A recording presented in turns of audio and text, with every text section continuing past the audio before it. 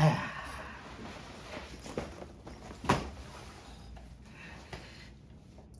back. Well, it's like I said on the last second of my video of Strays. I needed a vacation, and well, a vacation I took. How many days it has been? A whole month since I decided to take a break. Well, here I am. I'm finally back, and I'm finally back to my hobby of watching movies. Oh, but I didn't come here a little bit 100%. I'm still a little bit struggling a little bit with a health issue in my stomach, but don't worry, it's gonna pass out eventually. But in the meantime, while after I came back, there was one particular movie that got me interested. And I'll talk about that later because let me tell you, uh, being being on a break was a lot of fun. I hang out with my family. I had some good memories. I made some good memories. Well, no bad memories. It's just family stuff. But but some but funny thing is that I just went there gonna even thinking about taking a break on movies. But guess what? I saw two movies that came out this year, and I'll give you a kind of like a special bonus before our feature presentation. I'm gonna give you a mini review of those two movies that I just saw. The first movie I was invited to watch it with my sister and her brother-in-law. They say that hey, let's hang out and let's go watch a movie. Your choice. And they gave me a choice, and the one that I picked is none other than this year's controversial movie, Sound of Freedom. Yep, the one that they say is the QAnon movie, about children exploitation and Tim Ballard and all that stuff. I'm not gonna go exactly too much into detail, but I will say that this movie didn't catch my my big interest ever since I saw it. I knew about the controversy, but I wasn't too much into details. After I watched the movie, I did made a little bit of a research and watched people's opinions about the whole movie, and while I tried to flesh out from what I saw, but at the end of the day, this is my conclusion that I come up with the movie. It is a well shot movie. It has some very decent acting, especially the children, who were pretty good for the material that it was given. There is a little bit of an air of pretentiousness in it, but I mostly kind of blame it because they had kind of like novel causes, but they stretch out a little bit of reality in order to to hit the sweet spot to make the movie a little bit more interesting. And I was on board on it, but the last 30 minutes when it suddenly turns into a Rambo movie, it took me off completely on off the movie, and I was like questioning if that was kind of like the right way to make a movie that, according to them, they wanted to make people aware of the whole traffic problem that the world has.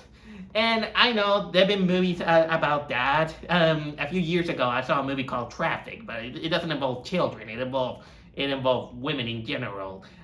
There's also the last Rambo movie that is about human trafficking. It's a very touchy subject that I'm not gonna go exactly into details about it. But I will say that since I went to my Latin American country, Ecuador, they had a bonus video at the end of the movie in which the movie just cuts and we get shown a video clip of the real Tim Ballard giving a conference, saying that his people, they do find one of some of those rings in Quito. Yeah.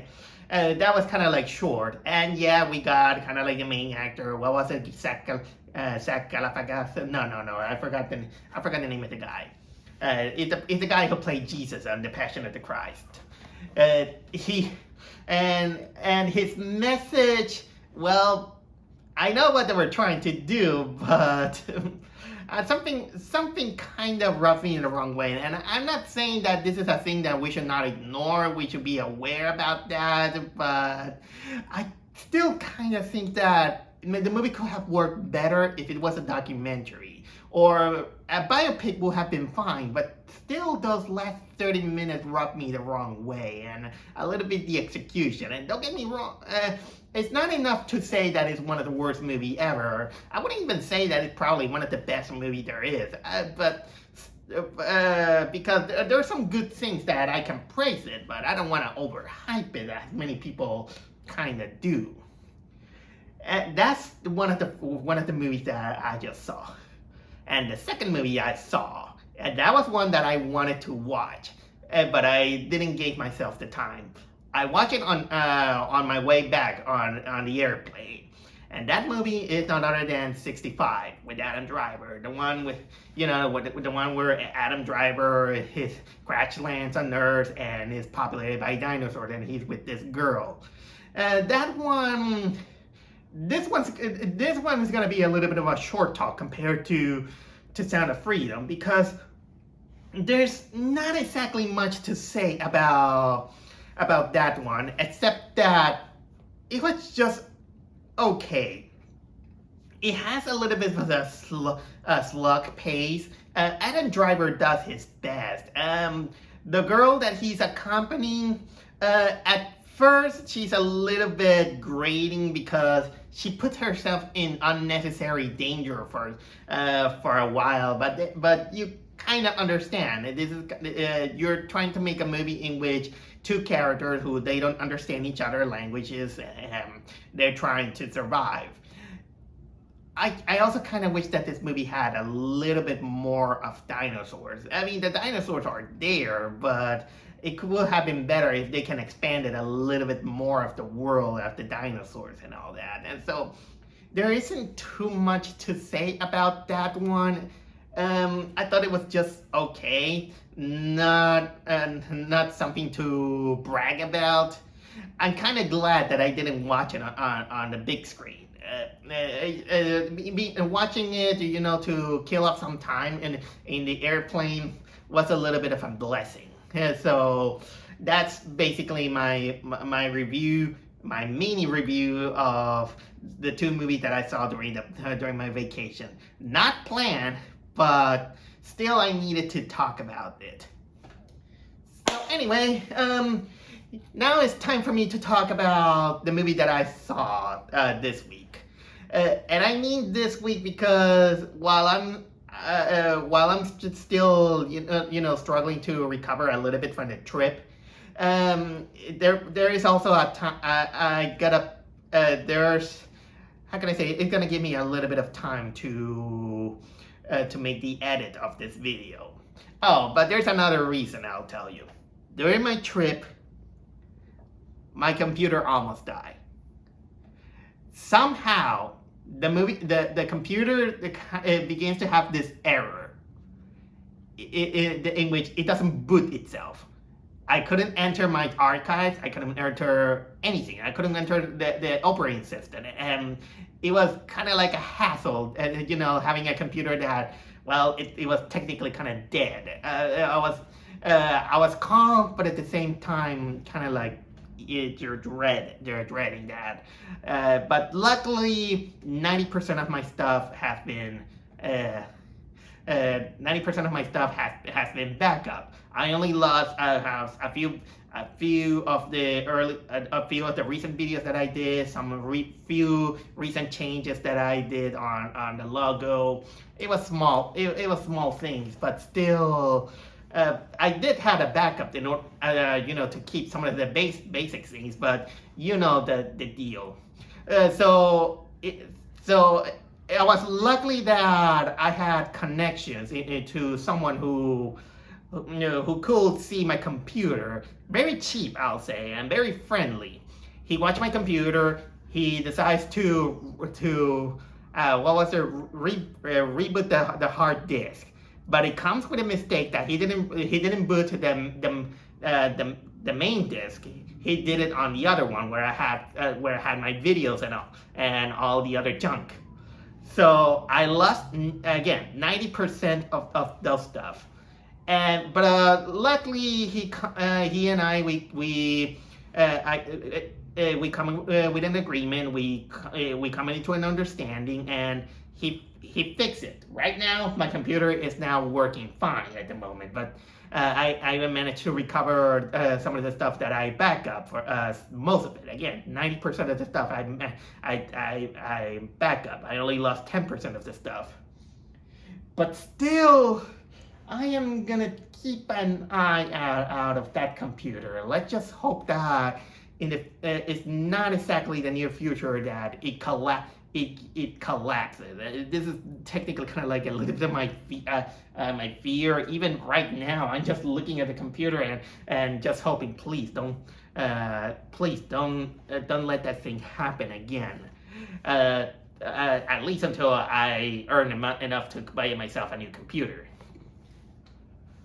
But anyway, enough about that. I was gonna talk about the movie that I saw this week, and that is none other than a movie that I never expected it was gonna come out this year, and that is Saw X, or Saw 10, whatever you would say. I think I did mention in other videos, most notably the Spiral video, that I do have a little bit of a guilty pleasure on the Saw franchise. Let me recap if I didn't do it. I got into the hype train ever since the first movie. I rented on a DVD rental, and when I saw it, I did like it, especially because of the twist. Then on the same DVD rental, I got the second movie. It was the third movie that it was my first time watching it on a big screen. And from this point onwards, I will say that the Saw movies became kind of like a staple, at least for myself, that I watch it kind of like almost every single year, every time. But again, while I do understand that the plot over time gets a little bit shallow, it gets a little bit uninteresting. It's just just watching people getting tortured. Still, I got kind of like a guilty pleasure out of it, and I was intrigued a little bit with the mysteries that I just kept on with it up until the final chapter, which is the one that was filmed on 3D. And then of course we finally ended the Saw series until they wanted to reboot it with Jigsaw. I thought that was okay. I don't forgettable. I still don't remember much about it. And then came the last one that we got, Spiral. A lot of people technically hate it. I just have a little bit of a soft spot on it because, for one, Spiral had something that I didn't see every single day, which is having Chris Rock playing a non-comedic role. I mostly see him as a comedy actor, but this one kind of like just got it was kind of like different, and they tried some different things. Like for example, they wanted to deviate themselves from having any mention of the original Jigsaw killer. But it was like, okay, you did your best. And now let's move on. And of course, not many people were fond of Spiral. And now I got this with the surprise that we got Saw X, which is basically a prequel. And they brought back Tobin Bell to reprise the role of John Kramer, the mastermind of the Jigsaw killings. And I finally watched it, and you know what? For all the Saw movies that there was, and for a prequel movie, it was fine. I will say that it's probably one of the better Saw movies that they have made.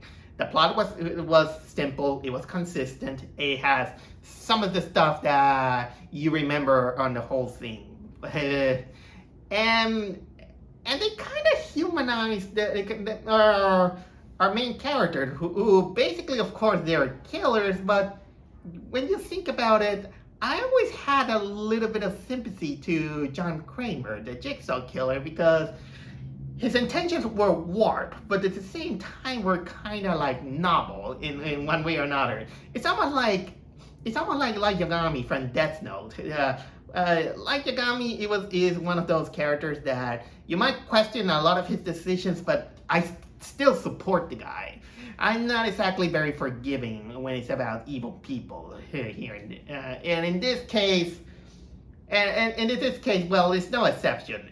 Granted, every Saw movie, they always deal with horrible people, bad people. They gave them kind of like a chance of redemption, but with a very sadistic way to do it. Did they deserve it? Well, if you listen to them, it kind of goes into a balance between a yes and a no. But still, the law is the law, and they have to go with the killing. Specifically in this movie, you just think that the victims of John Kramer, they kind of deserve it, because, well, the plot is that, again, takes place between the first and the second movie, and John Kramer is battling cancer. He has brain cancer. This is kind of like his biggest motivation to do all these horrible things, and then he gets a tip from one of his cancer buddies from a meeting, and he say that, hey, look, I did myself kind of like an underground treatment, and now I'm doing fine. So he accepts. He goes to Mexico, and he gets apparently the treatment that he gets. He feels very hopeful that he finally got rid of his brain cancer, but unfortunately, they're con artists. And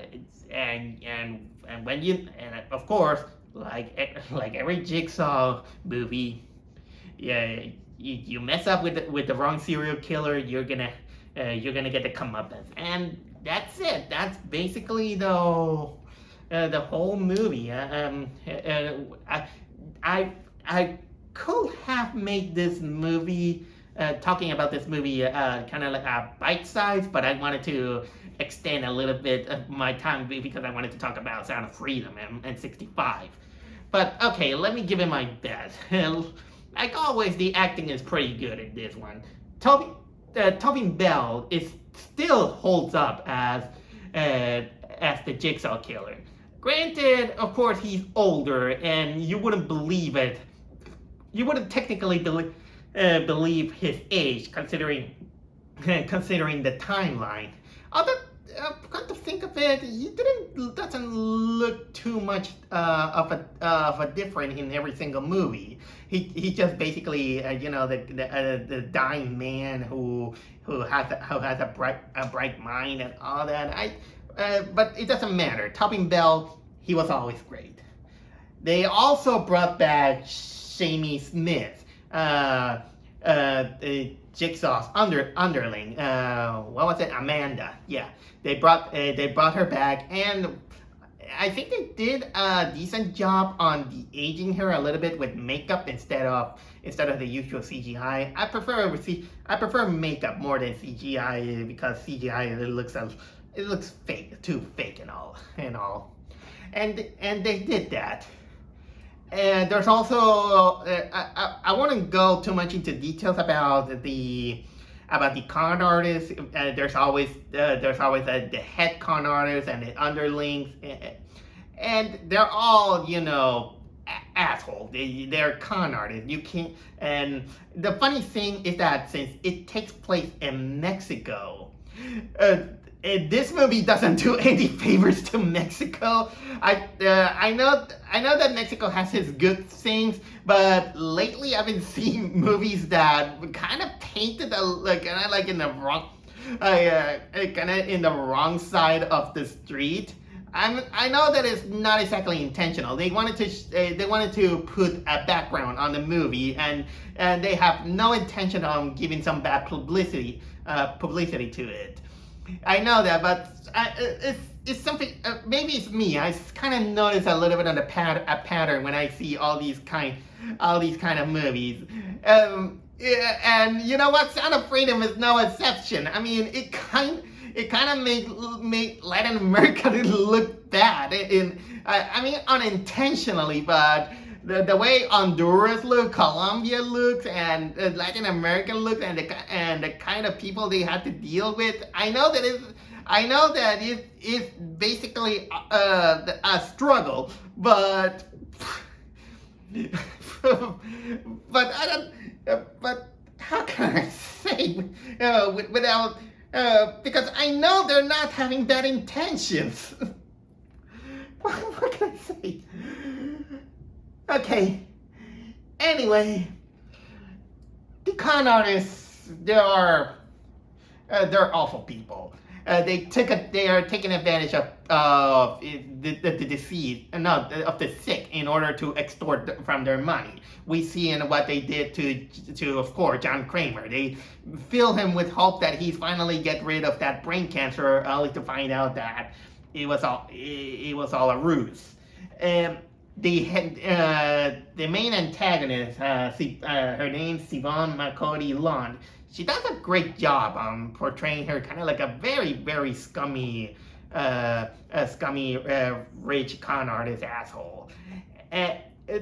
And yeah, like I said, there's not exactly sympathy with the victims, but there is at least one. And this is usually what also happens sometimes in the Saw movie. Sometimes they have one victim that probably have a slight chance of redemption. Probably.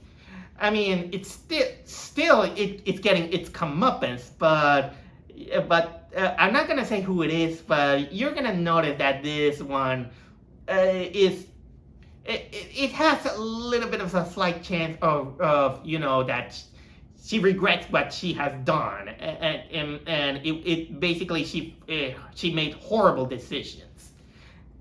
While the rest of it, well, no, they're getting their comeuppance. And that leads me to talk about, well, I'm not gonna say exactly the cinematography because it's pretty basic. It's what you expect from a Saw movie. But I will say about the traps.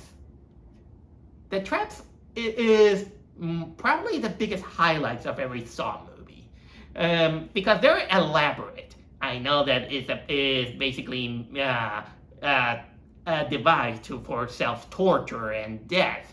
I know it just for lack of better words, is torture porn. But again, that's basically the appeal of the Saw movies, and you gotta give it the credit to all these people that as sadistic as they are on those traps, they're very creative, sadistically creative. But man, they do their job. Although you gotta get ready because there is one that it was done as a fantasy. There was a dream sequence that it has been added, to liven up the beginning. I'm not gonna say exactly what it is, but you see it on the poster, and it has to do with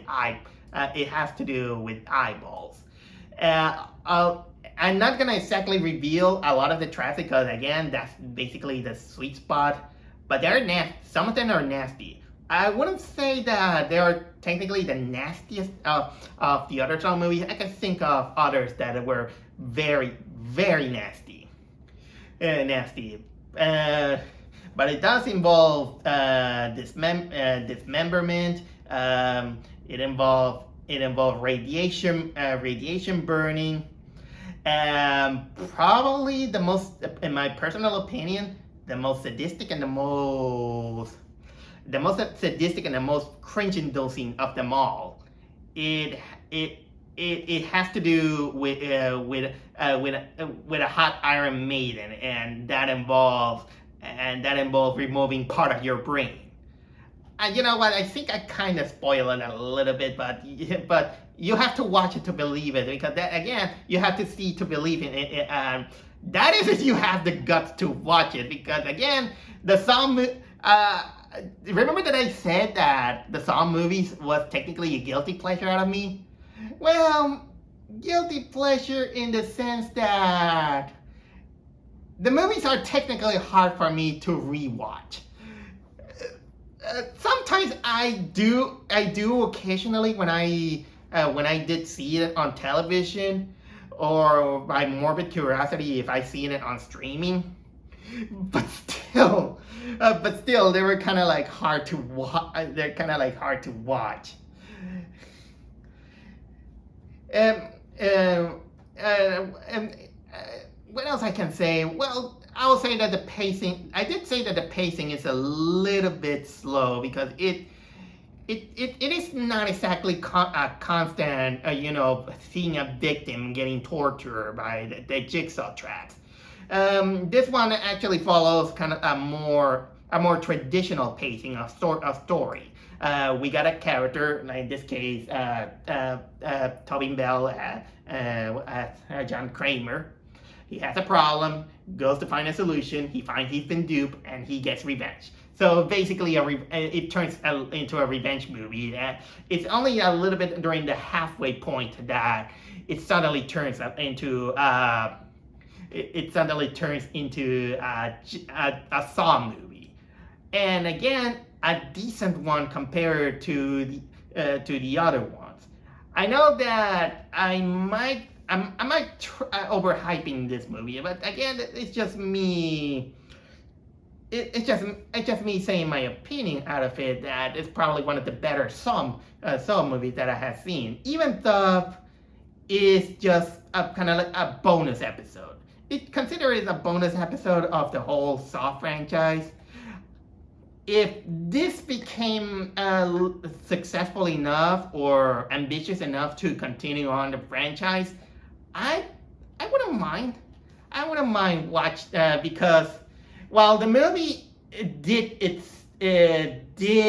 end up in a good note, including with a mid-credit scene. There is a mid-credit scene, so don't go away after the movie ends. It does leave in the typical Saw note, but I can see it being open for more sequels. That is basically the hidden chapters of John Kramer. Or maybe they will go a little bit more into the future, and probably they will continue the spiral, because still, but I don't know how will that work. I mean, Spiral. I think many people didn't care for it because Tobin Bell wasn't in it, and he was basically the heart of the Saw movies. He had the voice, he had the motivation, he had the acting. And ever since he died in the third movie, and so on, and many people, they just find it pointless to see how else it will go, because it was just mostly deconstructing the past of the character and seeing that he had followers. And honestly, personally, I will say that this makes also very interesting, in which basically a serial killer begin to get followers, and people begin to follow its footsteps. And again, like Death Note. And well, that's all I have to say about Saw X. I'm glad to be back. Let's see what other movie come up, but in the meantime, I gotta recover a little bit. It's good to be back.